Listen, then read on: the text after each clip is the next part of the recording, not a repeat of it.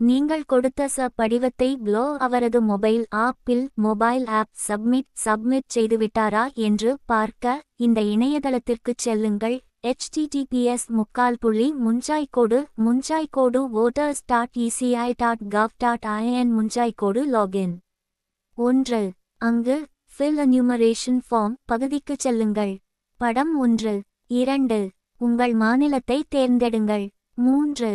உங்கள் வாக்காளர் அடையாள அட்டை எண்ணை எபிக் நம்பர் அங்கே டைப் செய்யுங்கள். நீங்கள் கொடுத்த விவரம் சமர்ப்பிக்கப்பட்டு சப்மிட்டட் இருந்தால் உங்கள் போன் நம்பருடன் சப்மிட்டட் என்று காட்டும். படம் 2.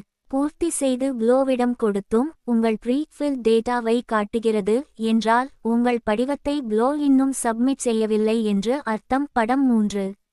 உடனே உங்கள் ப்ளோவை தொடர்பு கொண்டு அதை உறுதிப்படுத்திக் கொள்ளுங்கள்.